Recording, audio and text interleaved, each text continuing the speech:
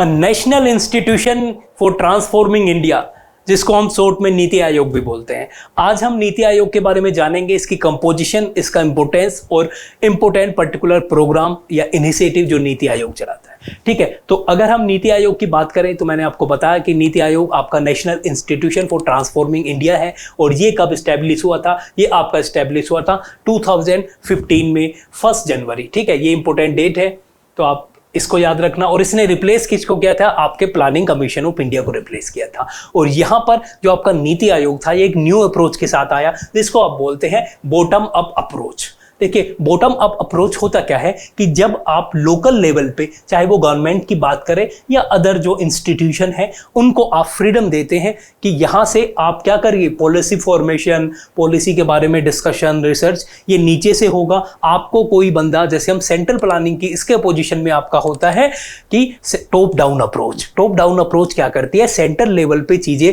बनती है, पॉलिसी बनती है, कंसल्टेशन कम होता है। बट नीति आयोग का जो मेन एजेंडा है कि कंसल्टेशन कहां से हो और फॉर्मेशन कहां से हो, बॉटम से हो, और यहां पे प्रॉपर कंसल्टेशन हो, उसके बाद में आपकी पॉलिसी फॉर्मेशन हो। ठीक है, तो ये क्या है? आपकी बॉटम अप अप्रोच। और अगर इसके मोटो की बात करें तो इसका मोटो है maximum governance and minimum government. ठीक है, जब मैं मैक्सिमम गवर्नेंस की बात करता हूं तो इसका मीनिंग होता है कि यहां पर हमें ऐसा इकोसिस्टम क्रिएट करना है, हमको ऐसी अपॉर्चुनिटी क्रिएट करनी है जहां पे जो आपके डिफरेंट प्लेयर्स है वो क्या करें, अच्छे से वर्क करें। यहां पे हमें क्या करना है? हमें फोकस करना है पब्लिक सर्विस डिलीवरी पे, पब्लिक सर्विस डिलीवरी पे।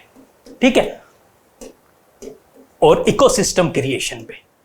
ठीक है, मैक्सिमम गवर्नेंस। फिर दूसरा टर्म है यहां पे मिनिमम गवर्नमेंट। जब मिनिमम गवर्नमेंट की बात करते हैं तो यहां पे क्या है? नो और लेस रेगुलेशन। हमको क्या करना है?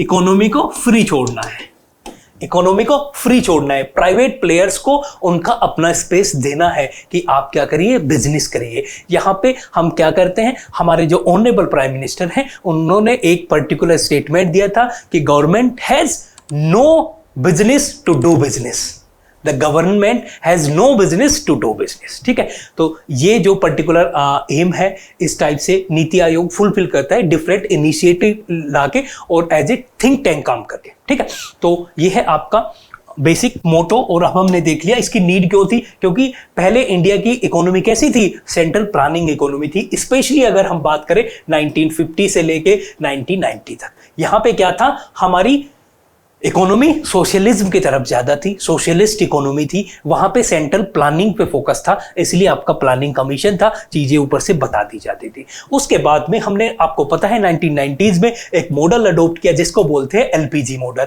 Liberalisation, privatisation and globalisation. देखिए, लिबरलाइजेशन और प्राइवेटाइजेशन ने क्या किया? ये बेसिकली जो स्पेस था, जो कि गवर्नमेंट जो सेक्टर था उसने ऑक्यूपाई किया हुआ था, उसको आपने क्या किया? प्राइवेट प्लेयर्स को देना स्टार्ट किया। कि क्योंकि प्राइवेट प्लेयर की एफिशिएंसी की भी अगर हम बात करें, इन्वेस्टमेंट की, जॉब क्रिएशन की, वो ऐसे ही होगा आपका। ठीक है, फिर दूसरी बात ग्लोबलाइजेशन, उसका मतलब है कि आपने इंटीग्रेट करना स्टार्ट किया इंडियन इकोनॉमी को बाहर की इकोनॉमी से। ऐसा नहीं था कि पहले इंटीग्रेशन नहीं था, बट इंटीग्रेशन कम था, तो ये आपका एलपीजी मॉडल स्टार्ट हुआ। तो यहां पे हम किधर जा रहे हैं? हम सोशलिस्ट इकोनॉमी से आप जा रहे हो फ्री मार्केट इकोनॉमी की तरफ। ठीक है, फ्री मार्केट इकोनॉमी। और फ्री मार्केट इकोनॉमी में गवर्नमेंट का क्या होता है? लेस इंटरफेरेंस होता है। That's why maximum governance and minimum government.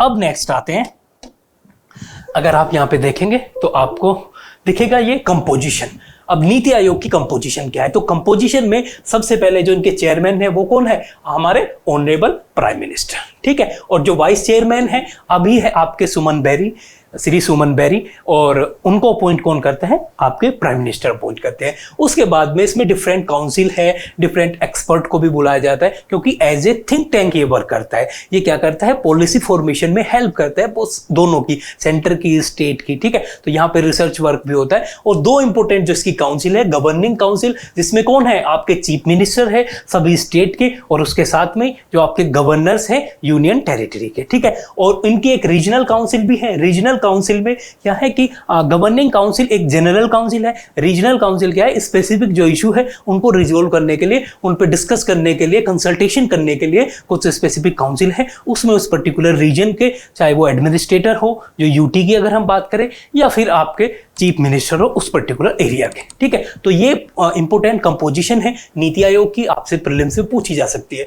अब हम बात करते हैं नीति आयोग में कंपोजिशन के बाद में इसके जो पर्टिकुलर ऑब्जेक्टिव है। देखिए, हमने बात की थी कि बॉटम अप अप्रोच पे फोकस करता है, तो पहले अगर ऑब्जेक्टिव की हम बात करें तो यहां पे है आपका डिजाइन, पॉलिसी एंड प्रोग्राम। ठीक है, पॉलिसी को डिजाइन करना, प्रोग्राम को डिजाइन करना, ठीक है, सब फ्रेमवर्क प्रोवाइड कराना।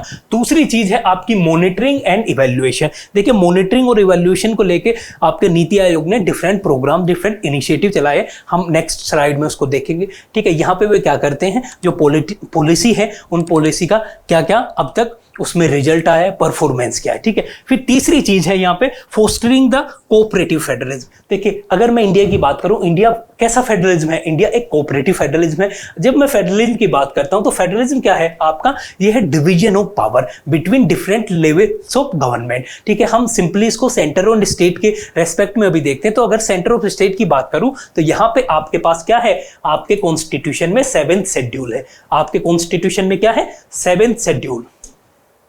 ये जो आपका 7th शेड्यूल है, यहाँ पे पावर का डिवीजन है। आप देखेंगे 7th शेड्यूल आर्टिकल जो आपका 244 है, यहाँ पे पावर का डिवीजन है। पावर का डिवीजन कैसे है, आपके पास यूनियन लिस्ट है, स्टेट लिस्ट है और कंकरेंट लिस्ट है। तो इंडिया कैसा है, क्या किस टाइप का सिस्टम है, फेडरल सिस्टम है। बट अब बात करते हैं कोऑपरेटिव फेडरलिज्म। इंडिया को कोऑपरेटिव फेडरलिज्म किसने बोला था, ग्रेनविले ऑस्टिन ने बोला था। उन्होंने बोला था कि इंडिया में क्या है, स्टेट और सेंटर दोनों मिलके कॉमन ऑब्जेक्टिव को अचीव करते हैं। तो कोऑपरेटिव फेडरलिज्म कैसा फेडरलिज्म है, जहां पे स्टेट और सेंटर दोनों मिलते हैं और कॉमन ऑब्जेक्टिव को अचीव करने के लिए प्रयास करते हैं।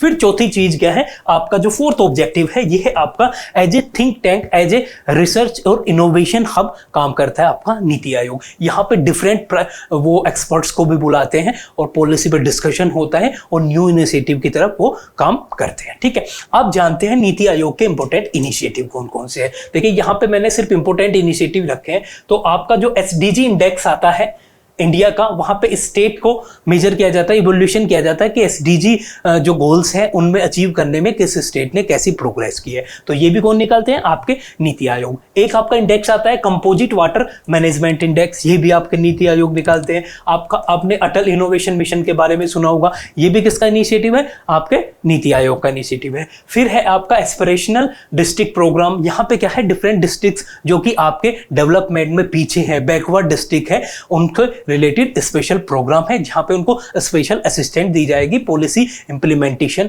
या फिर पॉलिसी फॉर्मेशन के रेस्पेक्ट में। ठीक है, और यहाँ पे और उसके साथ में एडीपी पे वो डेल्टा रैंकिंग निकालते हैं जिसमें परफॉर्मेंस मेजर करते हैं। ठीक है, ये भी इंपॉर्टेंट है, पूछ लिया जा सकता है आपका एग्जामिनेशन में। फिर है आपका स्कूल एजुकेशन क्वालिटी इंडेक्स, यहाँ पे भी डिफरेंट स्टेट को एजुकेशन में उन्होंने क्या अचीव किया है वो चीजें जानते हैं। फिर है आपका इंडियन इनोवेशन इंडेक्स। ठीक है, फिर है आपका गुड गवर्नेंस इंडेक्स, फिर है आपकी स्ट्रेटेजी फॉर न्यू इंडिया, फिर है आपका मिथनल इकोनॉमी प्रोग्राम इन्होंने इनिशिएट किया है, और लास्ट में है आपका ई अमृत पोर्टल। देखिए, ई अमृत पोर्टल किसके लिए है, आपका जो आपका ई व्हीकल्स है उनके लिए है। वहां पे सारी इंफॉर्मेशन, चाहे इन्वेस्टमेंट की बात हो, इंसेंटिव की बात हो, वो आपको एक जगह एक ही पोर्टल पे मिल जाएगी, ई अमृत पोर्टल पे। ठीक है, या फिर हाइब्रिड व्हीकल की जब हम बात करते हैं, सारी चीजें कहाँ पे मिल जाएगी, यहाँ पे। रिसेंट में ये स्टार्ट किया था। तो ये बहुत सारे इंपॉर्टेंट प्रोग्राम है। यहाँ पे स्टेट की क्या रैंकिंग है, वो सारी चीजें भी कई सारे इंडेक्स में आपसे पूछी जाती है डिफरेंट एग्जामिनेशन में। तो यही हमारा सेशन था जहाँ पे हम important institution of India discuss करेंगे 1 by 1। तो ये नीति आयोग का सेशन था। So thank you so much.